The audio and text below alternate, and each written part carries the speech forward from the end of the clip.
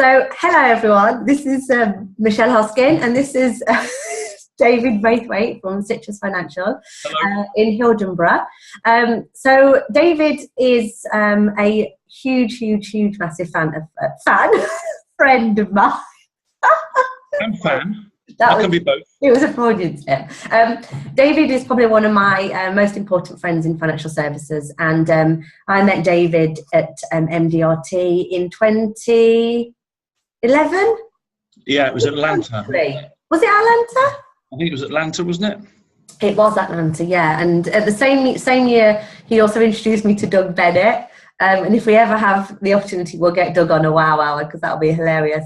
We could have done a double act, as well. That would have been quite funny. We could do a double act. So David is super successful, although he's very modest with it all. And he's a big personality within the TV and radio world, particularly when he's giving advice on breakfast telly. Is that right? I think you know all the top bods, don't you? I've done a bit, yes. It's fair to say. You've been around the block a while. More radio lately than a lot of the television stuff. But yes, it's good fun, and it challenges you in different ways instead of the normal that you get from clients. Put it that way. So it's good fun. Good. Well, we'll talk about that because I've got a lot of questions to ask you. So tell me, so how are you? First of all, how's things? You're currently having your house demolished, I understand. I am, yes. The builders are moved in and they're not moving out until about May time. Oh. So it's a building site of trenches, dust and JCBs. But it's good fun because change is a good thing, isn't it? And we've lived in the same house now for 6 years and it's been a real grotty state. So that's all happening and changing, which is great. Here in the business world as well, we've just agreed and we're looking at terms now for a practice buyout of somebody local. So that's all exciting stuff as well. And yeah, life is very good. It's all very. I'm very enthusiastic about stuff anyway. But it's going to be an exciting year, I think, to the end of this year with lots of change. So you have a Claire, your partner, actually. Yes. You've never actually. Yes, I have Claire, and she comes in. I have a conveyancing practice here as well, which she works in, which is quite funny coming to the office and seeing her sat in the corner when I didn't even know she was coming in today. You're here. Did you discuss it over breakfast? No. So that happens, and we have a little boy who is he was born in 2009. So he's going to be, at the time of this recording, he's just about to turn 7. Gosh. So he's all very excited, into rugby and Bear Grylls and all outdoor stuff, and generally. How do we find time for anything? With children that are that active and businesses that are this crazy, it's a bit nuts. But so I've obviously known you for quite a few years, and you have, I think, changed quite a bit over that period. So that was 2000 and when was Atlanta 10? 2011, I think it was. 11. Yeah, it was about 5 years. Yeah. Yeah. Well, Ruby was she'd just been born in the September, so 2011. Talk to me about kind of how you are feeling now in comparison to how you felt when we first met, which was kind of I'd lost my mojo kind of conversation. It was exactly that, as those words were exactly what I used. So I can clarify that. I think the biggest difference now is control. I feel like I am in control now, and I feel like I'm a lot more calmer about the way that life runs at home and in business. But before, 5 years ago, it was out of control. I used to run around and try and please everybody all the time and just trying to spin all the plates. And I think a lot of advisors do get like that because we get drawn from being, we've got to be an accountant, next minute you're the business owner and you've got staff issues to deal with, and next minute you've got to be a pensions advisor to go and see a client. So it's trying to spin all those plates, but also I started in 1994, so now we're nearly 22 years, which is quite a long time. You build a lot of bad habits in, and you get a business to a certain size where you then think, I don't know where I'm going. And I was very frustrated that it wasn't where I thought it was going to be, and it wasn't what self-employment, having your own business, was frankly was cracked up to be. And I know that we're both on Strategic Coach, and they talked about this at a presentation we were at the other day, and that you set your business up to have the freedom of time a lot more, and you earn more money, and it's a lot more flexible. But actually, after a while, the opposite happens, and you end up running around with less time, not taking time off, and you can end up working 7 days a week because there's always something we could be doing as business owners. And you're the same. You could do. There's always something we could do to improve, and I think that's the way our brains are sometimes wired. That we could be doing more, and where we haven't finished yet. We've never, when's enough? You know? Yeah, So totally. To answer your question, the 5 years, I think I now certainly feel a lot more in control. I now have a different team set up and dynamic to what I had before then as well, which helps immensely, because without that right backup and team, you really struggle. And, you know, we come to the office every day and you want to come here and find that the people there are representing and supporting you in a decent way, which isn't an overnight thing, but now we're there, you know, but we're still work in progress. We've still got bigger fish to fry still, with the perhaps buyout coming out. What have we got to do with that? So it's a moving target, but I'm never happy where I am. No. I always think to do better. I want to do something. How can we do that more efficiently? How can we get more, when you use the word wow, how can we get more wows from clients and deliver a service where you get the thank you letters that come in? Because that to me is worth its weight in gold over and above the money. I think if you do enough of the right stuff, those sort of things will follow. So yeah, to where I was 5 years ago, it was a lot different and a lot more in control is probably the one word I would use. I think I've noticed, like, obviously I know you very well personally, and obviously as a client, you know, and as a friend, and I think you seem more fun and less stressed. I think is probably the most obvious. Like you're a lot more positive about stuff, and not that you were massively negative about things, but I think what had happened was, and I'm kind of generalizing just to kind of make the point maybe, but it was almost like you were the victim about, like, you know, like this was a problem, that was a problem, you know, team support, and you were accepting whatever kind of was presented to you as your lot. And yeah, totally. I think the other thing as well, coming back to the whole team thing, is that we all need the right team of people around us that we can rely on to pass some of that stuff on. If we haven't got the right people doing the right jobs in the right places at the right time, then we as the kind of entrepreneur, for want of a better word, take that role on. Totally. If we haven't got people that we can share this with and rely on that they will deal with it in an appropriate way, it gets too overbearing. And we need to have that right setup there so that we can be the best versions of ourselves, which I think is a expression you use quite a lot, that we can be in front of our people. And the trouble is, if we take too much stuff on, it ends up like a big weight on your shoulders, and you can't free to do stuff because you're worried then about work. And I got completely stressed, the whole thing, and it took a real toll on me.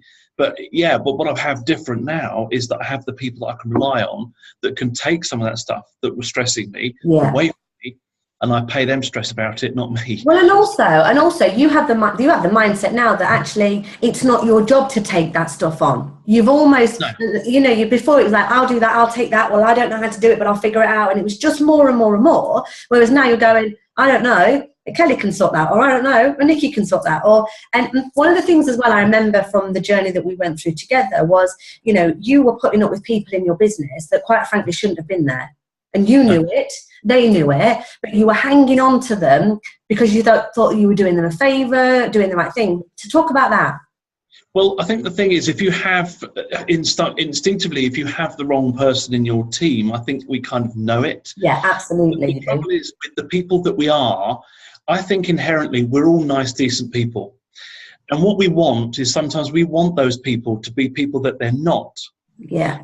Their benefit. You want to see somebody succeed. Oh, if only you would just be like that, it would be so much better. And we want for things that they perhaps don't want. Yeah. So you have to recognize sometimes with those team members that if it's not working out, it might just be just because. And it might have been that relationship was great at the beginning, and with mine it was, but as the things change and you change and that dynamic changes and the whole business changes, you have to appreciate at a certain extent, a lot of your team members are like your partner or you're married to so much. It's to have that right balance, but to make sure that recognize that things may change and you may have to part companies is a very hard thing.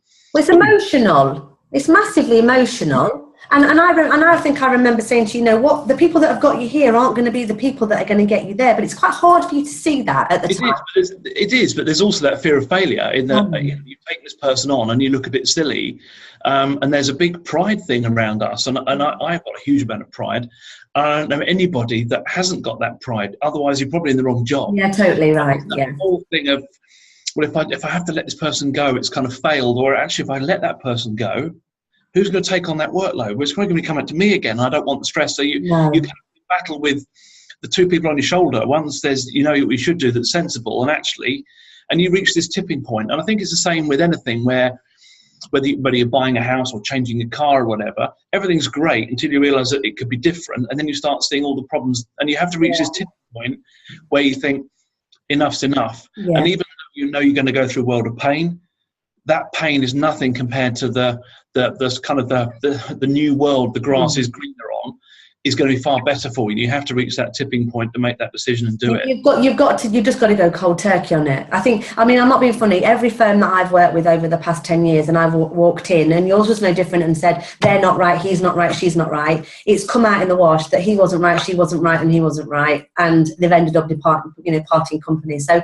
it's almost like, do you want to sit in a dentist chair with them pulling out your tooth slowly, or do you want them to go, just rip it out, and it's gone? And I think, so I'm massively proud of you. I think you've grown in so many ways, but I think that's a huge amount of a lot to do with you being in control and actually having the balls to go, this is my business, and I'm going to get my hands around it, and I'm going to make it work. But it's not all down to me. We've engaged your services for bits and pieces. I'm a member MDRT.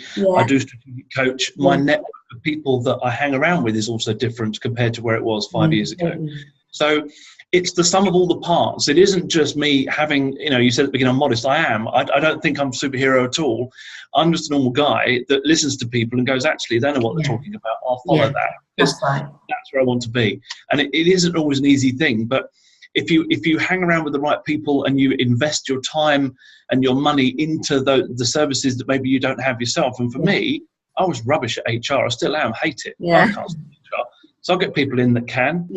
Also, you need people to often, sometimes with everything, and it's the same with our clients, they don't understand things because they're this close to it. Absolutely. The same thing with your team is that if you've got the team and you're looking at it, you can't see it. And when people like you come in and they look at it and they go, actually, you know what, this is flawed because of this, this, and this.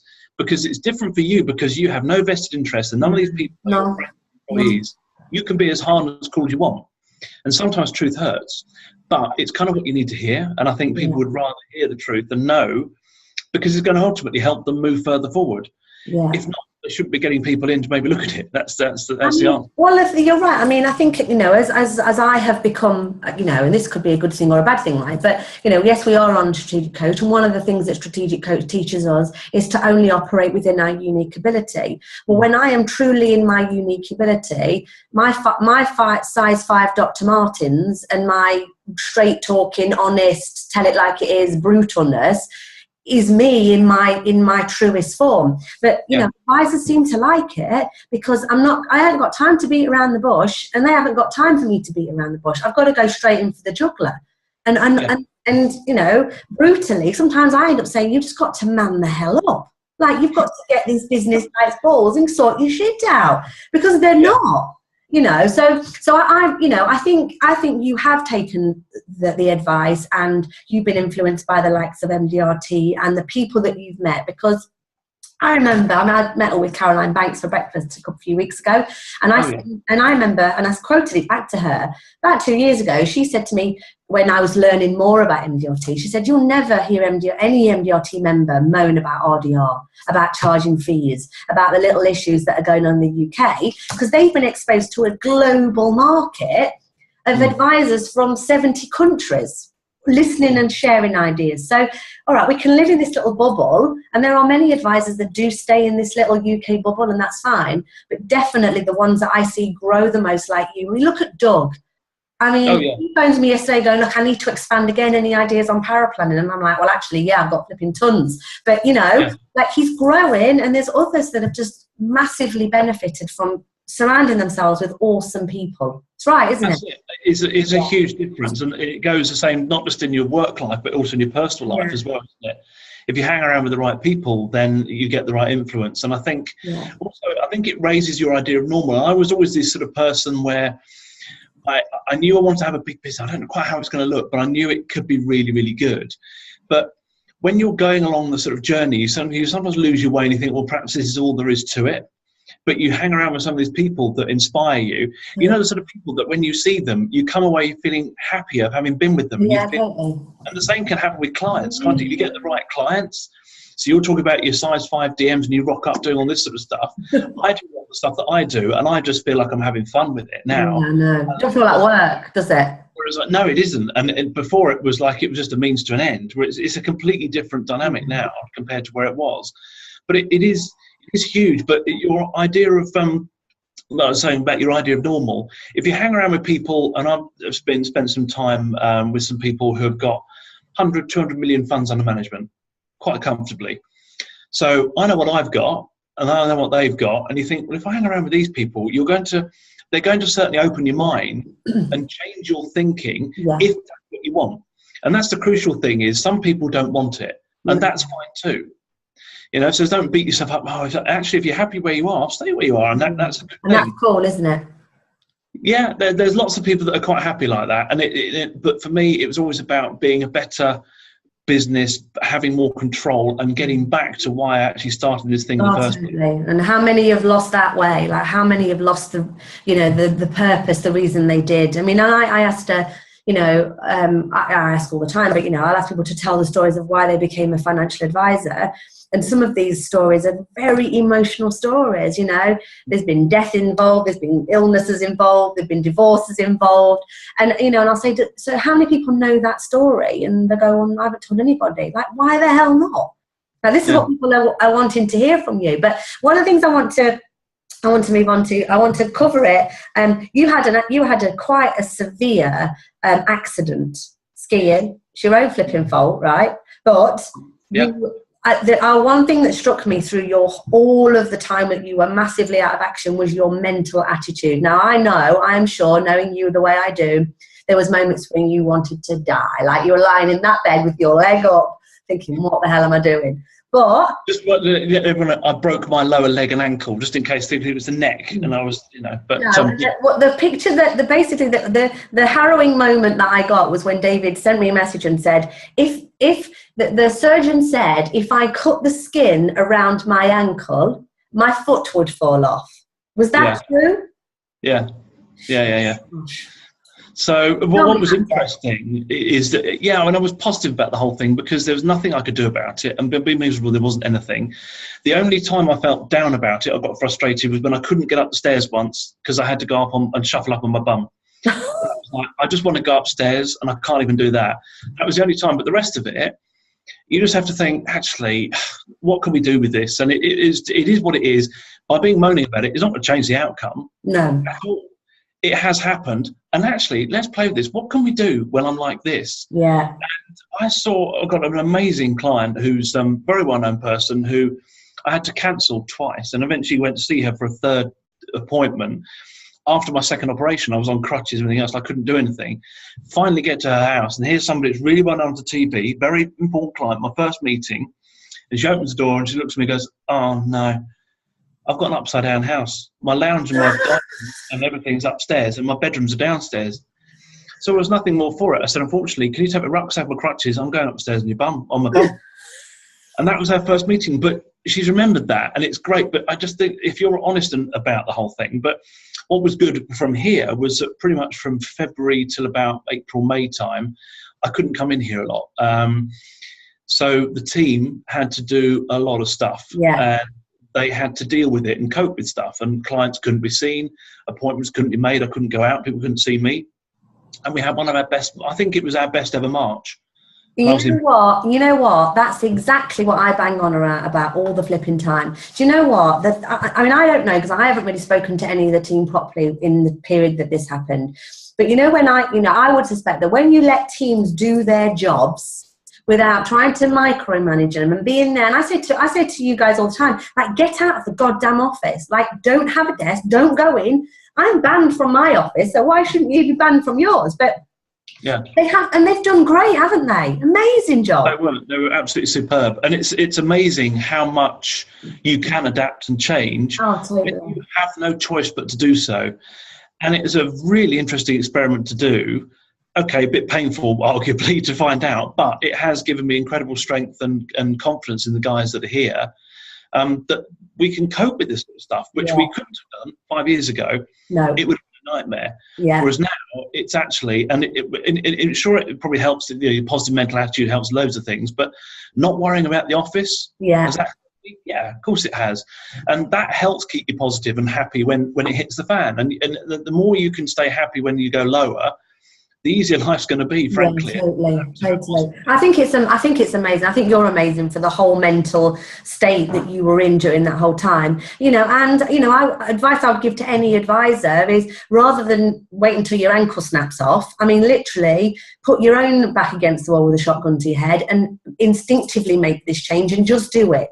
Decide that you're not coming in and you're having 3 days out of the office a week and the team can get on with their own jobs. If you can't do that, you've not got the right team. I mean, you couldn't, like you say, 5 years ago. If this would have happened 3 years ago, maybe even 2 years ago, it would have been a bit hit and miss, wouldn't it? It would have been different. Yeah, it was if there was ever a time for it to happen, it was now. Yeah, absolutely. If there ever is such a thing. So, yeah, but onwards and upwards. I'm back in here now, doing physio. It's getting better. And most of the time I forget about it now. And doing the gym 2 or 3 times a week, you'll be like an Adonis when I see you next, will you? What do you mean I will be like that? How just remind how big you actually are. Like, how tall are you? How big are you? In height. 6'4". 6'4". Actually, we need to tell the banana story before we. I open the call with this visual for David. We will tell you the banana story before we go. 6'4". So you're quite a big guy to get around on your bum, aren't you? Yes. Yeah. Okay. On that note, however, we're turning a negative into a humongous positive. You told your story and did an amazing presentation at the AFA conference in Australia. I did, last year. That was almost this time last year, actually. It was like 2 weeks ago, wasn't it? But last year. Now, you do a lot of TV. We've talked about it very briefly and quite a bit of radio. And I'm sure, if listeners and watchers want to do a session with you just on radio and TV, we'd be happy to do that, I'm sure. But I want to talk about the AFA conference, because you took to the stage, and I saw a different David off the back of that plane journey home than the David that got on that plane going to Australia. Tell me about it. Well, I got asked to speak there, which is great, and I've never spoken in front of that many people before. So I just took the time to do it. And what was interesting is taking the time away from the office again, because I could do it, and to sit there and sketch out all the different bits and pieces and how I wanted to play this thing.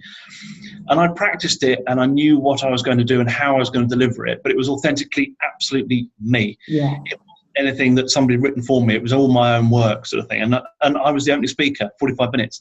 And I had slides and videos of my son and stuff talking about things. But above all, I really had fun with it. And the best bit was that I was at MDRT in June when we were in Vancouver. Yeah. I met one of the guys from Australia over there, and I sort of came there and did it and then came back and felt like, and the reason why I do lots of the TV and the radio and the speaking thing, you don't do it for how you feel before you do it. Totally. Totally. Great advice, yeah. It is like a rush at the end of it, and that's why I do it. And I came back on this plane journey and wrote down and captured exactly how I felt. It's like, this is the new me. This is what I feel like. This is how I'm going to be now. And sort of captured it. And I'm so glad I did while you're in that kind of state. But what happened was that I met this chap in Vancouver, and he said, he introduced me to somebody. So this is David. He spoke at the AFA conference, and he was the highest rated speaker. I said, sorry? And he said, didn't you know this? He said, no. He said, over the 2 days, we have the surveys come round, and you scored the highest speaker over the whole 2 days. Second to me was an Australian Marine. God knows how gutted he was. He was thinking, this bloke just come on the plane from London. He's put his life on the line for the world, and he's only... A couple of slides about his son. I've been eaten by a shark, and I get rated second. So, yeah, so that was an amazing experience. It's doing things like that sometimes I think that we all should do, where would you kind of say no to, are you a little bit scared? And sometimes to do things that scare you are really, really good, because you find it really made of. And you learn a lot from it. And it wouldn't matter if I came off that stage and it was the biggest cock-up ever. it wasn't. The chance that happening is quite minimal for anybody to do that and mess something up that badly. In fact, I've never seen it. So there you go. So everyone should do something that pushes them, that challenges them, that makes them have to learn new skills. And it's surprising how you use those skills and where you adapt them back in your home or your workplace when you're doing things. And you think, I mean, and also though, what a massive confidence booster. Like, I mean, you know, there's a huge amount of egos in financial services. And I think, you know, the feedback I saw on Twitter, on Facebook, the pictures that were happening when you were on that stage and after, you know, your ego deserved to be the size of a planet. And I think that has made you the person that you are today, which is that confident, in control. And that's amazing for clients and for your team. And everyone benefits from a David like that. Yeah, but you've got to be humble with it as well. And I think the trouble is there are some people that I know who are just different and they sort of treat it slightly differently. I'm always very grateful. And every time, silly things like I do that, well, I sent the guys presents back in Australia afterwards so they know who I am. Every single time I do the radio, and I'm on there probably 2-3 times a week locally around here on BBC, I still thank the people behind the scenes, the producers, presenters, for having had me on there, because it's a real privilege that people should get you there. You don't have to. I never take it for granted. And I still, every time I walk in there now, I think, wow, I'm here. They're asking me to do this. This is big stuff. And I've just been taken on by Share Radio.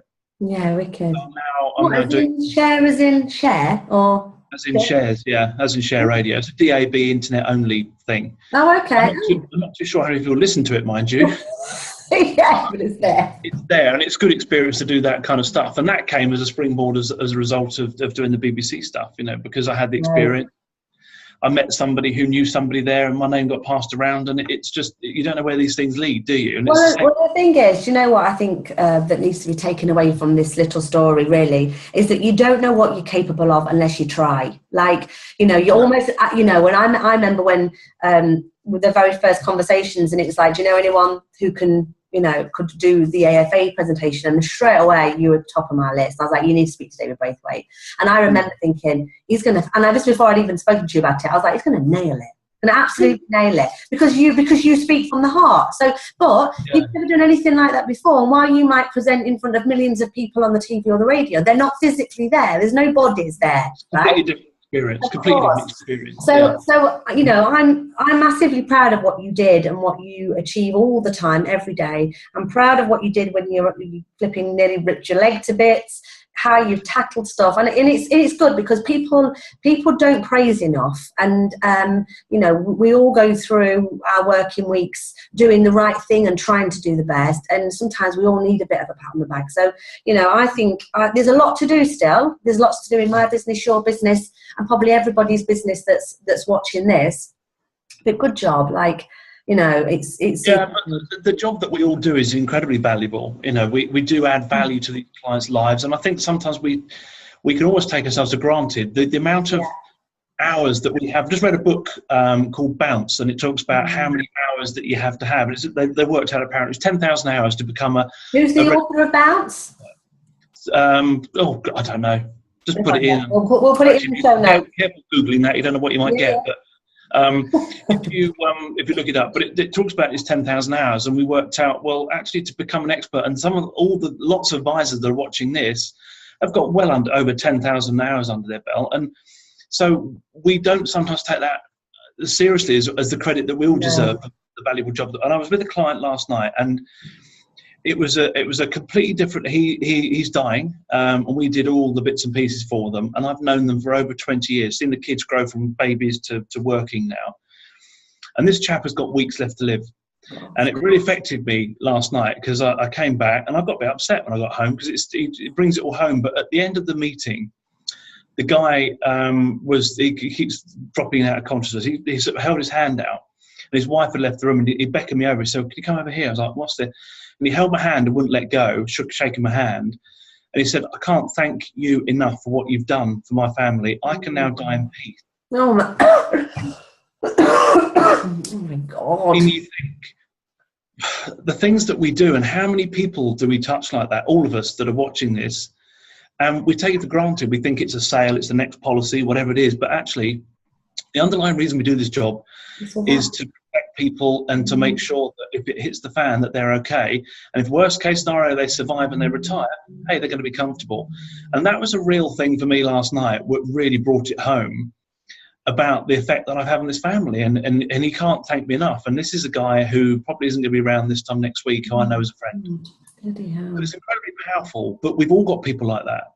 This is what we do. And we take it for granted sometimes that we're all just doing a job and it's all great. But actually, the value that we add is huge, absolutely huge. And you can't put it into words. No. And you know what? People say to me, why do you, why don't you go and help solicitors or accountants, or, why do you work in financial services? And it's for that very reason. Like, I wouldn't want to be, I know I'm not an advisor, and you guys, what you do is amazing, but if I can help you in any way, then I'm happy. And that sort of impact that you have on lives of clients like that is just, I've got goosebumps. It's just amazing. So good job. I mean, and everybody that But we all do it. That's the thing. We're all out there doing it, and we all have these good times. We have the bad times, and going back to what you're saying is that if we do get opportunities to do things for clients, or you get a chance to do something maybe you're not comfortable with, it's just another door open. You don't know where that corridor is going to lead you.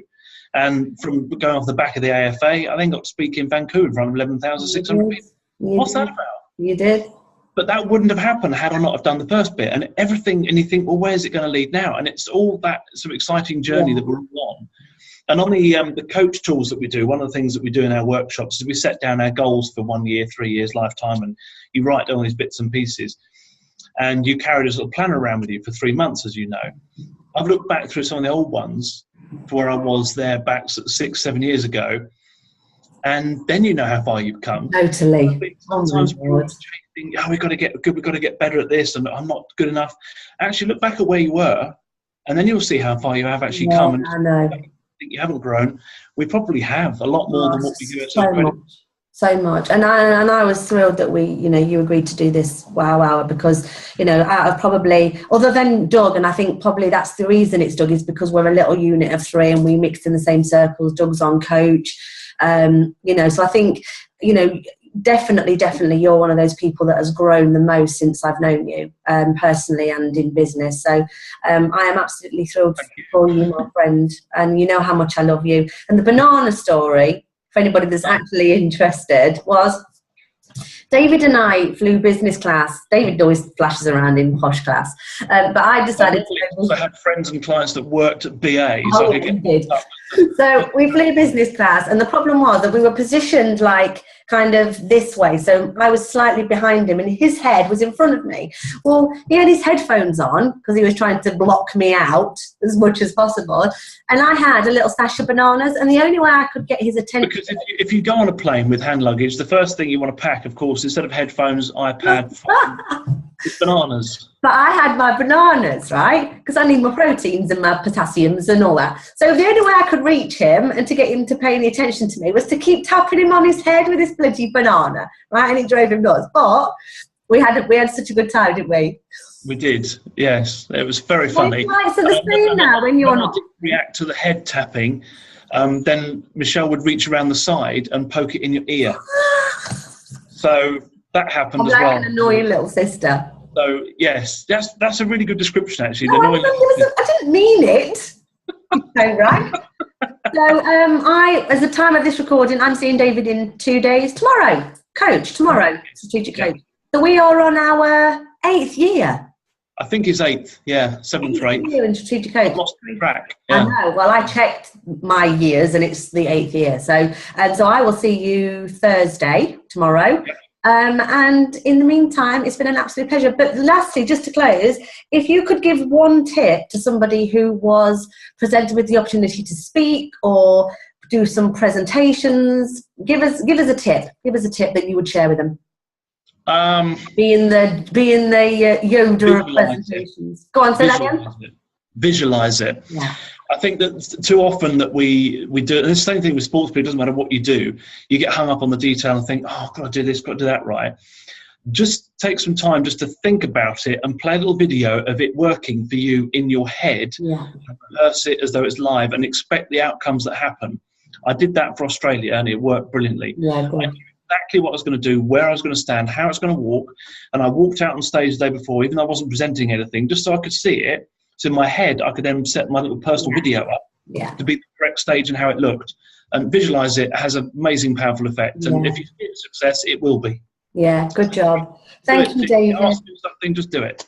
I think that's perfect advice. So, David, thank you so much. I will see you tomorrow, and I'll speak to you later.